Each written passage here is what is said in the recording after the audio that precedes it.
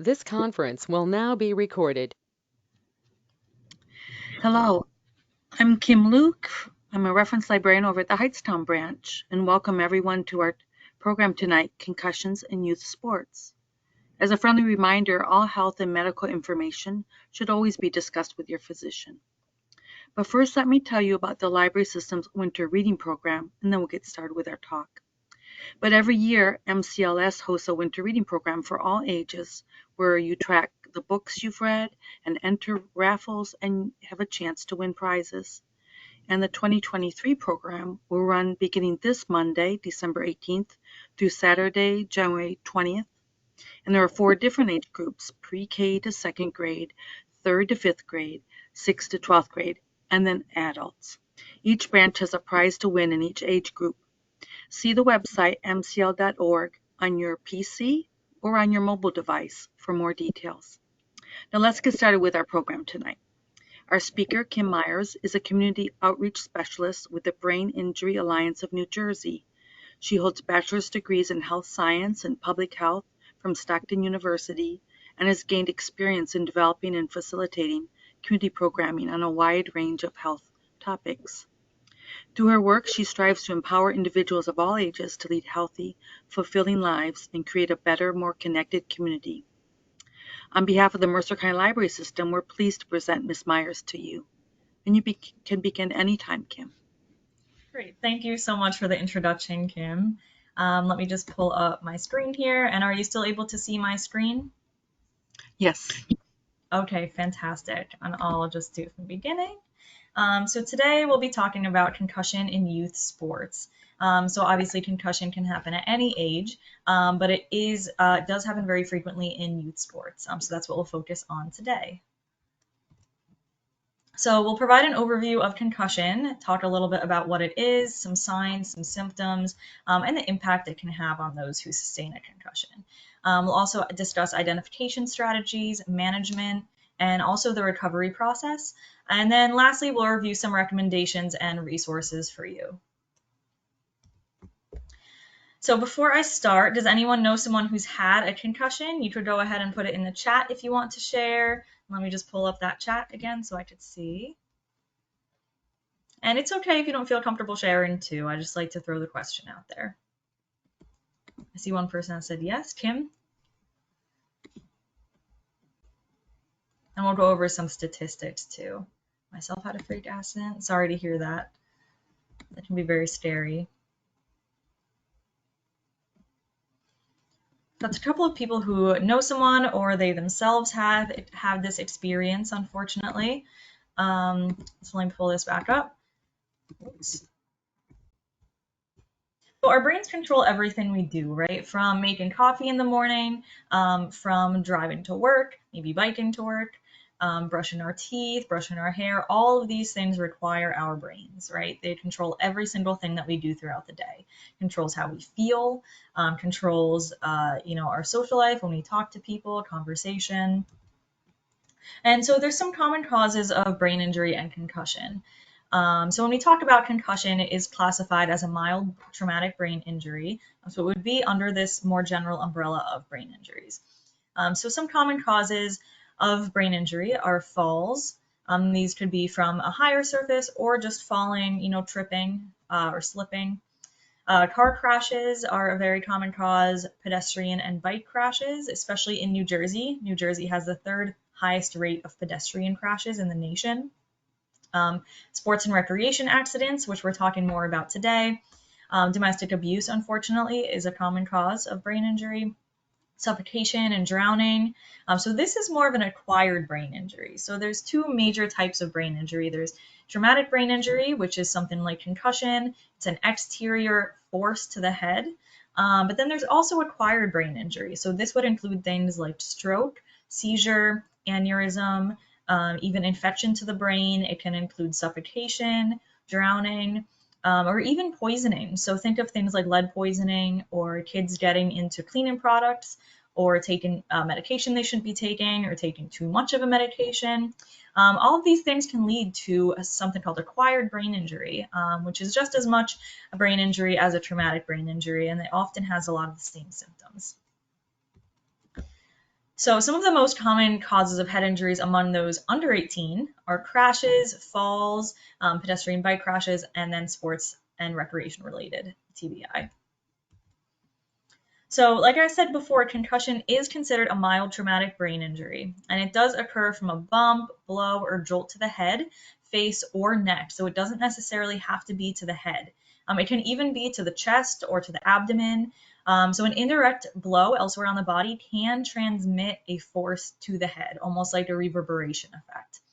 And a concussion or any brain injury can cause chemical changes impacting the brain function. It's not necessarily a structural injury.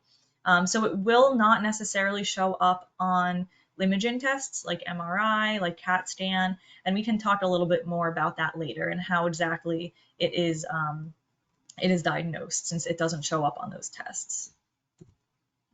And I'm just going to show a quick video. I hope that it allows me to share my sound. If not, Kim, can you just give me a shout that you can't hear it?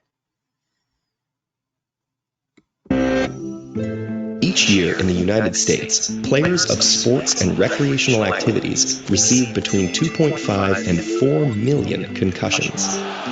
How dangerous are all those concussions? The answer is complicated and lies in how the brain responds when something strikes it. The brain is made of soft, fatty tissue with a consistency something like jello. Inside its protective membranes and the skull's hard casing, this delicate organ is usually well shielded. But a sudden jolt can make the brain shift and bump against the skull's hard interior. And unlike jello, the brain's tissue isn't uniform. It's made of a vast network of 90 billion neurons, which relay signals through their long axons to communicate throughout the brain and control our bodies. This spindly structure makes them very fragile, so that when impacted, neurons will stretch and even tear. That not only disrupts their ability to communicate, but as destroyed axons begin to degenerate, they also release toxins, causing the death of other neurons too. This combination of events causes a concussion. The damage can manifest. Okay, so hopefully everyone could hear that. And let me just double make sure that there's no messages about the video. Yes, okay, perfect. So scope of the problem. So studies have shown that 15% of all high schoolers have sustained at least one concussion. This study was done in 2019. So these are really significant numbers. Ages 10 to 14 and 15 to 17, so basically ages 10 to 17, have the highest rates of hospital visits for TBI-related injuries. So sometimes they're playing higher levels of sports, maybe they're doing travel teams, they're playing more often, more frequently, maybe they have 5 practices a week, compared to someone who's under 10, it might not be as intensive. And contact sports account for 45% of visits. So we always do say that it's not always contact sports that can cause this. Sometimes it's non-contact sports too, right? From falling, from maybe an impact with another player accidentally, even if it wasn't meant to happen as part of the sport. So this kind of breaks it down by sport. So this doesn't include every sport, but it is the average annual estimates for emergency department visits per sport. So number one, we have football, then basketball, soccer, baseball, hockey, which many people might not think of, right? Gymnastics, then skateboarding, combative. This would include things like boxing, wrestling, softball, and volleyball. One thing that it does not include is cheerleading, and cheerleading does have relatively high rates of concussion as well. Even recreational activities, not necessarily sports. So playground, sometimes, especially small children, fall from playgrounds. Bicycling, this could be due to collisions with vehicles or just falls. Vehicles, swimming. This everyone asks why might you get a concussion when swimming, and usually it's due to hitting one's head on the bottom of the pool or the side of the pool when jumping in or diving in. And then also trampolines. So trampolines can be really dangerous as well. And when you sustain a concussion, it goes far beyond the playing field, right? It doesn't only impact sports performance. It can also impact academics due to cognitive function being impaired. It can impact social relationships. It can even impact behavior or emotions. So we see people with concussion who are saying they're all of a sudden crying uncontrollably or really angry all the time. So it can, because it impacts our brain and our brains are in control of our emotions, can really impact that. So what can you do? So you're the first line of defense in concussion awareness. So it's important to know the signs and symptoms to be able to recognize them if you do come across them. Assess by observing changes in someone's typical behavior feelings. Maybe if you're seeing that they hit their head on the playing field and now they have these changes in their personality or in their behaviors, maybe it's something to note. And then also manage. So keep an open communication with coaches, with parents, teachers, healthcare providers, the whole concussion management team, and make sure that everyone is following concussion recovery guidelines. And we'll talk a little bit more about those later too. So it's always important to evaluate concussions on site at the time of the event. So pretty much as soon as the event occurs. We don't want to wait at all because then that may increase the time before receiving medical care. We want to make sure we receive medical care if necessary as fast as possible. So it's important to notice the immediate signs and symptoms that may be present, and then also continue monitoring. So even if someone seems okay at first, these symptoms might come on at a later time, right? They might be a little bit delayed. So it's always important to continue monitoring just to make sure that no symptoms arise. Or even if they have symptoms, important to monitor to make sure that the symptoms don't get worse and they don't start deteriorating. And then getting a medical evaluation if there is a suspected concussion. So some signs and symptoms could involve those immediate signs right after it occurs. It could involve physical symptoms, cognitive symptoms, or like I said before, emotional symptoms. So some immediate signs and symptoms might include confusion. It may include loss of balance. Maybe they can't stand up straight, might appear clumsy, might be tripping, or their gait might be off. They might be kind of stumbling. Changes in mood, behavior, or personality. So we do see this, unfortunately. Many people who have concussions or brain injuries, their friends and family will say, I feel like they completely changed, their personality changed, like they're a different person. And again, because it's the brain that's responsible for our personality, it can unfortunately be affected. There may be a delay in answering questions. They may have issues thinking of the answer in a short period of time. They might be disoriented as to where they are, what they're doing. So you may see in some sports-related movies, they'll ask someone who has a suspected concussion, what team are we playing today? Where are we? What day is it? What year is it? Who's the president? Questions like that, just to see how their cognitive function is and if they're having any major symptoms related to that. And then loss of consciousness can also be an immediate sign and symptom, but most concussions do not involve loss of consciousness. So there's this misunderstanding that concussions, that it has to involve loss of consciousness for it to be a concussion. And in reality, most do not involve this. And it's important to know that you need to call 911 if the person has one or more of the following signs and symptoms. It may be one pupil larger than the other, repeated vomiting or nausea, convulsions or seizures, an inability to wake up or extreme drowsiness where they can't stay awake, or a headache that does not go away. Maybe it worsens over time, becomes really severe. Slurred speech, numbness, weakness, decreased coordination. If it's really severe, where you feel there might be severe brain damage, that's definitely a time to call 911. Confusion, unusual behavior, or restlessness, and then also loss of consciousness. So here's a longer list of signs and symptoms, and I won't read them all out, but the way we differentiate between signs and symptoms are that signs are things that other people observe, right? Like friends or family around the person might observe these signs in the person, whereas symptoms are self-reported, right? So the student themselves who has the concussion might report that they are feeling these certain ways. And concussion can affect each age group differently. So for example, in elementary school, children may be more likely to complain of physical symptoms like headache, They may have a behavioral change. They may seem a lot more irritable than usual. They might have cognitive overload or fatigue really easy, where they try to complete one homework assignment and can't quite make it through because they're feeling so cognitively fatigued. In middle school, they may be more likely to minimize symptoms. They may have a greater impact on their academic performance. So you may notice their grades might be dropping. That can be a symptom as well, unfortunately. And then in high school, they're more likely to lose track of assignments. Maybe they seem disorganized, or they used to, keep a planner of all of their homework and were really on top of it. And now they're not as organized. They're not as cognizant of their responsibilities. They may have difficulty completing work. It may just be too much for them. They may experience cognitive overload when they're trying to complete homework or take a test. And then it may go unnoticed due to lack of monitoring. So high schoolers have a lot more independence and freedom generally than middle schoolers or elementary schoolers. So due to this lack of monitoring, no one might not notice that they're having these symptoms. So here's some myths versus facts.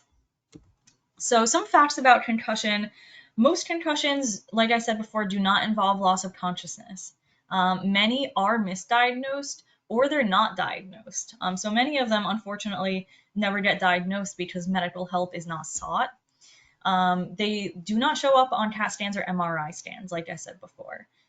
There's no set recovery time. It can really vary. So every person is different than the next person, right? We're all very unique people. So we're all going to have different recovery times, and everyone's recovery is going to play out differently. There's unfortunately a cumulative effect of repetitive head trauma. So each concussion or brain injury that someone sustains, it has this cumulative effect where it gets worse every time. And helmets prevent skull fractures, but not necessarily concussions. So it's extremely important to wear them, right, to prevent skull fractures, because this is very serious. But because a concussion is the brain moving back and forth within the skull, they do not necessarily protect against that happening.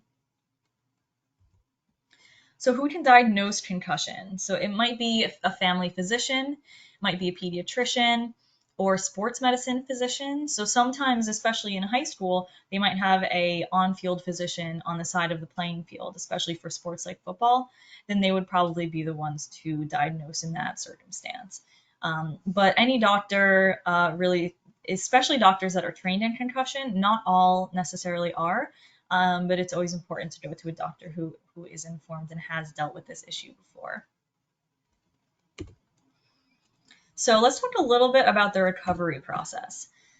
So like I said, recovery is different for everyone. Some people might have an extremely hard time with recovery. It might take a really long time. Some people, it might be a lot shorter. It might be a lot easier. Symptoms usually resolve within a few weeks, but again, this really varies per person. Some indicators for prolonged recovery include having a prior history of concussion. So like I said, each concussion has a cumulative effect, so it's going to take longer and longer to recover from each one. History of migraines also, unfortunately, can cause a longer recovery time. Other physical or psychological conditions can also potentially affect this. Learning disabilities or ADHD, or some medications can also impact recovery time and make it longer or more complicated. So it's important to rest immediately after the injury. Make sure that you're not, especially doing contact sports, but make sure that you're not, doing too much physical activity, giving your brain a rest, making sure you're not overusing your brain so that you're getting cognitively fatigued. And then doctors do recommend now that about 48 hours after you sustain the concussion, that you start doing very light aerobic activity, like walking. And they say that that can actually help with concussion recovery. So this is the light and relaxing activities, right? And always monitor your symptoms when you're doing these. So if someone is recovering from concussion and they start walking a little bit to get their aerobic activity in, and they start to feel that their symptoms are getting worse, maybe their headaches are getting worse, then maybe it's time to take a step back, right? So it's always important to listen to your body.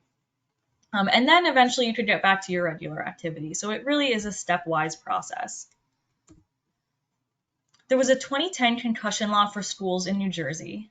So this involved a written concussion policy that schools must have in place. Coaches and nurses must complete training about concussions, and yearly there has to be a head injury fact sheet that's signed by the family members, like the parents. So this is just a timeline of the return to school procedure. So first, no activity, right? We want to rest our brains. Then gradual reintroduction of cognitive activity. This may be an activity or two throughout the day, spaced out. Homework at home before schoolwork at school. So it's important to know that you have the cognitive ability to do the work at home before you go back into school and try to tackle all of the schoolwork in the school setting. Sometimes the school setting can be really overwhelming for those with brain injury or concussion because you have those bright lights, it's very loud, it might be visually very stimulating, it might be overwhelming for someone who's recovering. So then always making sure that you have that capability at home before you go into that environment. And then eventually re-entering into school, and then resumption of full cognitive workload. So this is, again, a stepwise process. So some school accommodations that someone who sustained a concussion may need are reducing the amount of assignments, extending due dates maybe if they need more time, building in rest periods throughout the day, just to make sure that they have those brief periods of rest in between using their brains, giving additional time to complete work, outlining and ordering steps for bid tasks. So with brain injury and concussion, sometimes people have problems sequencing, or putting things in order, or in order of priority, list or tackling a big task because they might not be able to figure out the little tasks that go into it. Right? So outlining and ordering the steps and writing them down can really help with that. To-do lists are important just to make sure everything's written down, that you won't forget anything. Some people also set reminders in their phone and find that to be helpful. So they'll set a reminder in their phone of a task they need to do, and that way they won't forget. Using written directions and schedules versus verbal directions, and then meeting one-on-one with teachers just to make sure that they're receiving the correct accommodations that they need to ensure their success. So this is return to play. So this is similar to return to learn in that it's very stepwise. So step one, we have back to regular activities at school. And then we want to start getting into the light aerobic activity, moderate activity, heavy but non-contact activity. And then step 5 is practice and full contact. Step 6 is full sports activity. But if at any of these steps someone feels like their symptoms have started to get worse, then it's time to take a step back, right? We never want to push it. So why is return to play important? So first, post-concussion syndrome, right? So some people experience, it's called PCS, post-concussion syndrome. And this is kind of a situation that arises when your symptoms don't go away for a very long period of time. So think with long COVID, how some people, their COVID symptoms did not go away for months. This is similar to that, but for concussion. So someone's symptoms might not get better over several months, or there might be some symptoms, like persistent headache, that might not get better. And then also cumulative effects, like I said, it gets worse and worse every time. So we want to make sure that there's not a second concussion or a third concussion, and that they stay at the one that they have and not get any more. Second, impact syndrome. So this is a really serious issue, and you probably read about this a little bit in the news lately because it has happened to some professional athletes, unfortunately. But this can cause brain swelling, it can cause herniation, and it can potentially cause fatality. So this is when someone already has a concussion or brain injury, receives a second one, and then it can be extremely dangerous when the brain is still so susceptible. There's also CTE. So you might have also heard about this in the news in relation to professional athletes. So this is chronic traumatic encephalopathy. This is brain degeneration caused by repeated head trauma, but it's only diagnosed post-mortem. So this cannot be diagnosed while someone is still alive, can only be diagnosed post-mortem. And not only concussion, this does not only include concussions, but also includes subconcussive hits to the head. So this is hits to the head that do not necessarily qualify as concussion. They're a little bit milder. But if this is happening over and over and over again, then it can be really dangerous and lead to some brain degeneration down the line, potentially. This is related to number of years of exposure, not number of concussions. So if someone has received a few different concussions years apart, then it might not be the same as if someone's had these repetitive concussions consistently for many years.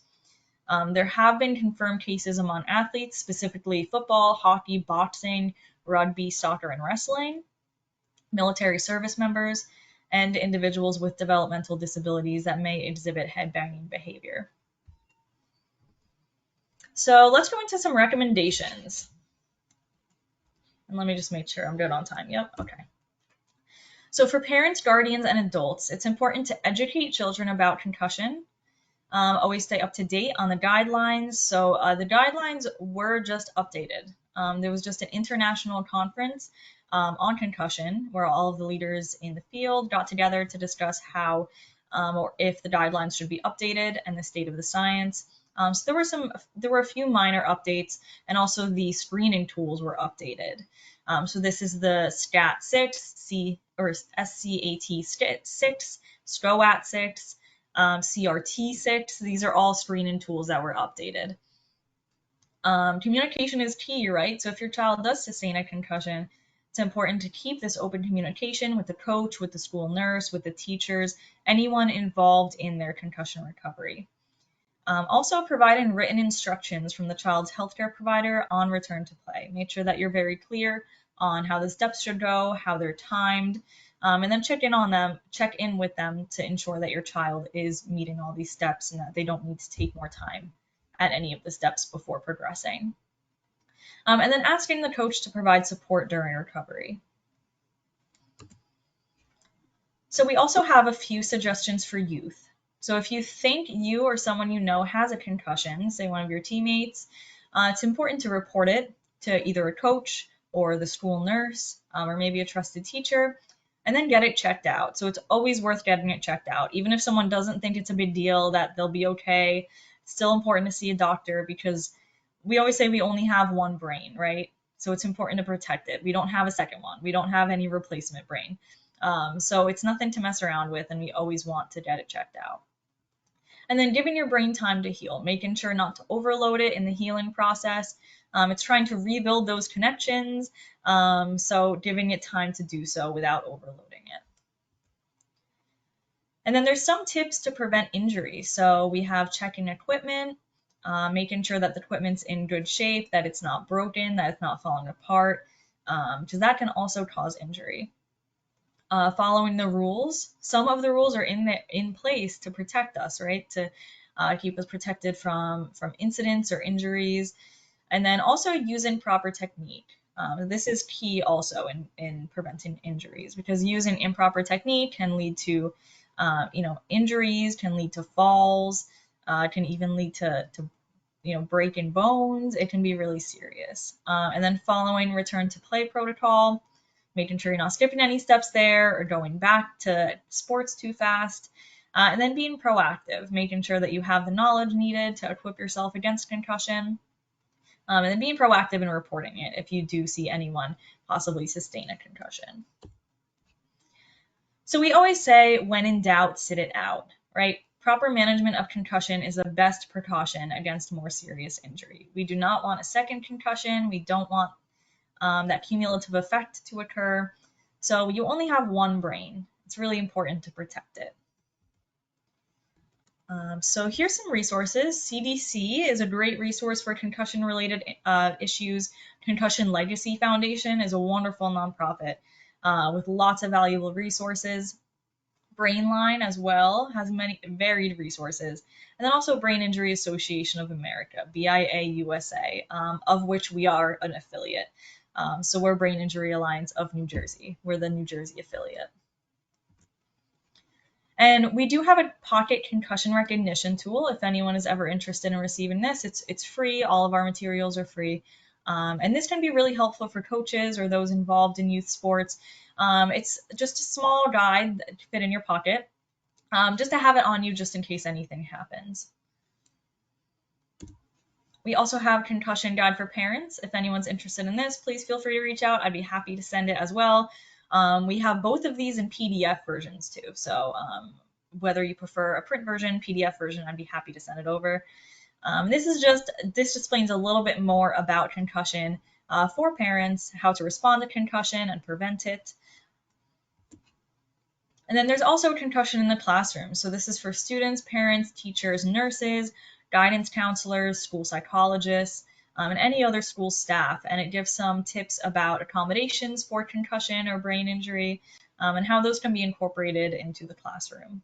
And some symptoms that students may be experiencing that they may observe, and how to respond to those as well. We also have 2 courses. So these are both free. Rutgers Brain Injury Primer course. This course is intended for regular and special education teachers, school psychologists, anyone working in the school system really. And it provides a great overview of brain injury. I would highly recommend that one. And then there's also Youth Coaches course. So parents and kids look to coaches as the experts, right? So this course is specifically for coaches to give them the information they need to support the children on their team. This is a 1-hour course. It was created in partnership with Rutgers Youth Sports Research Council, as well as our Concussion and Youth Sports Steering Committee. So through Brain Injury Alliance of New Jersey, we have direct services. We have a free care management program. We do have support groups, both virtual and in person, throughout the whole state for caregivers and for survivors separately. We have prevention, which is these presentations we do. We also do community events like tabling events. And then we also have an advocacy division that does legislative advocacy. So this just explains a little bit about our direct and support services. We do have a helpline. So this is if anyone has any questions about brain injury, they can feel free to call. If they have any questions about the services that we provide, if they want to get connected to the case management program, you can call this helpline, and it's staffed from 9 to 5, Monday to Friday. Like I said, we also have support groups. We have Camp Trek, which is a week-long camp for adults affected by brain injury that occurs every summer. And then our webinars, workshops, professional development. We have an annual seminar. We have regional trainings for health and human service providers. And then we also have a family fest for families impacted by brain injury that occurs in June every year. This is just a little bit more about our prevention. We have a Champion Schools program, which is for high schools. So this is when it's a peer-to-peer program, and a group of high schoolers can receive a $1,000 stipend from us to create a transportation safety campaign. And then they compete against other high schools to win money to bring back to their school. And at the end, there's this big showcase at Six Flags where they show off their projects, and it really is a wonderful program. We also have a similar program for college students. We have Jersey Drives, which is a webpage about safe driving. We also have Share the Road campaign, which is about sharing the road safely with motorcyclists and cars, and our legislative network too. So here are some of our social media handles. We have Facebook, Twitter, YouTube, Instagram, and our website. We have lots of resources on our website. We have a whole tab about sports concussion if you'd like more resources. So feel free to visit that. And thank you so much for having me. I do have my information on the slide, and I can take some questions. Let me just exit out here so I can see the meeting squares. So if there's any questions, I'd be happy to take them. Yeah, thanks so much for all of this info, Kim. It's so thorough. Oh, of If course. anyone Thank you. does have any questions, Just wanted to please let put everybody them in know the I chat. allowed the microphone. So if you guys have questions, you can unmute yourself or use the chat. Yeah, whatever you're comfortable with. Anyone who's attending, feel free to speak, unmute yourself and speak, or you can write something in the chat. Absolutely. And I'll check on the chat too, just to see if there's anything that came in.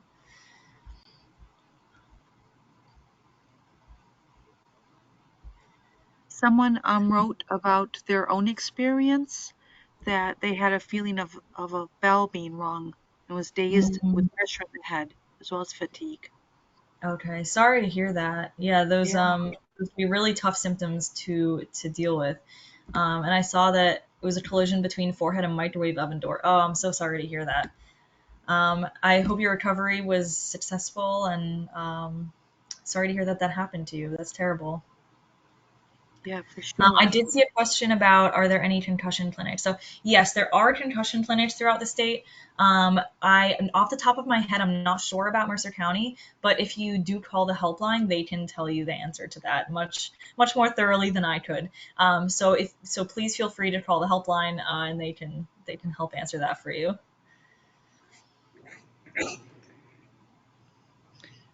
I'm so surprised how long it may take to recognize that someone's had that injury. It seems like it would be Absolutely. obvious, but apparently not. Right. Yeah, it can really have delayed effects. Any kind of brain injury, including concussion, can be delayed, unfortunately. So sometimes when that occurs and the symptoms start happening, people think it's due to something else, and then it gets misdiagnosed because they might forget about that hit to the head that they had, a few weeks ago.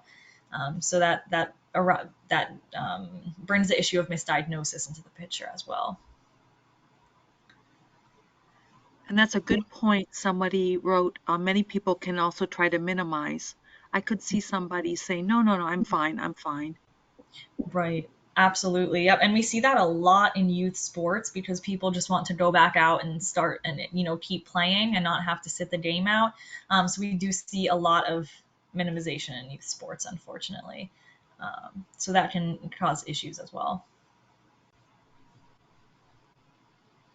And that's also why I feel it's important for the coach or the sideline position to be very proactive in assessment, so that if a player is trying to minimize, that they might catch it even with the minimization if they do that assessment right away and very thoroughly.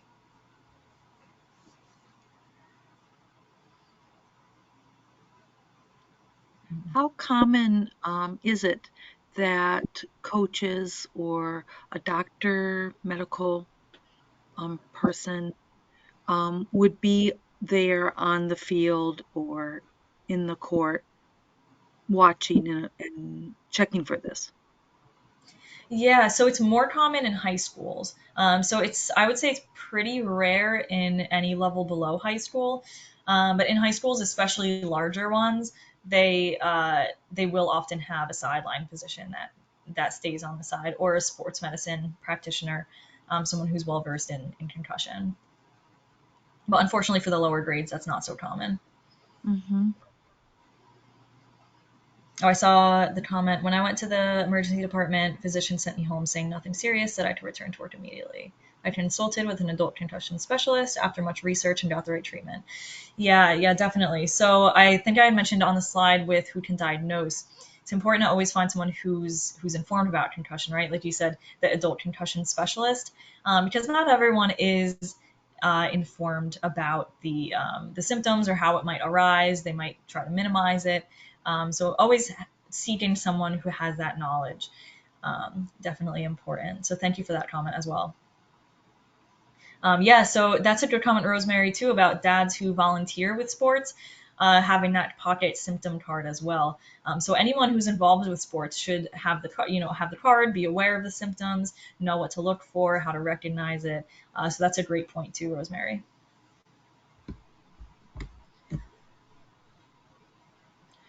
And the comments about their own experience, it sounds like it may have taken a while, despite knowing that something was wrong with yourself, but taking a while for it to be recognized for what was going on.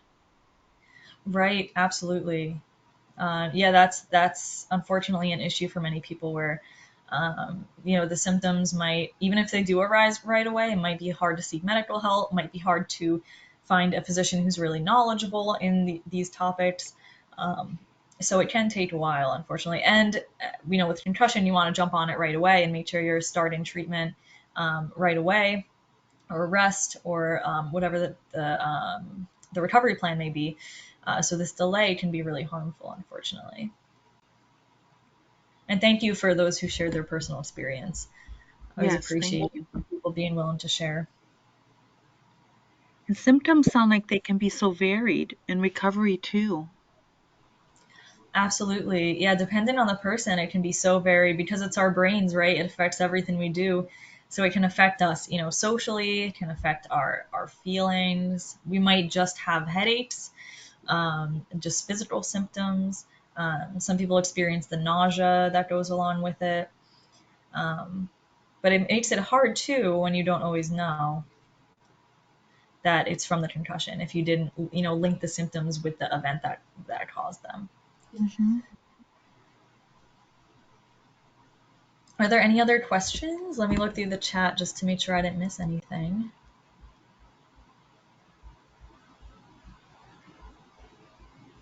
And I will say, just going off of the one question, if anyone has any questions about concussion resources, like concussion physicians, concussion clinics, providers that specialize in these issues, the helpline would be able to help you find them right around your specific area. Off the top of my head, I don't have all of them memorized for the different locations in New Jersey, but the helpline can definitely help you with that. Someone made a comment. They were thinking how dangerous it would be if someone did not recognize the symptoms and drove home after the injury. Absolutely. Yep. That's a good point too. So it's important to be diagnosed and recognize that this is happening so that you avoid potentially very dangerous activities. Because with many concussions, especially if they're on the more severe side, it's recommended not to drive, right? So it can really cause issues if you're not sure that you have one and you're doing these activities for sure. That's a great point. Thank you for the comments and the questions, everybody. If you have Yes, any more, feel free to add before we go. absolutely. Oh, seeing highway signs in double. Yeah, definitely. So vision can be affected. And sometimes it's like you said, it's not always vision all the time, but it could be night vision to be very specific applications of vision. So some people say their hearing's affected, maybe they're ringing in their ears, maybe they're seeing double. So that can definitely be dangerous. Absolutely. Thank you for your comment, Rosemary and Swati. Are there any other questions?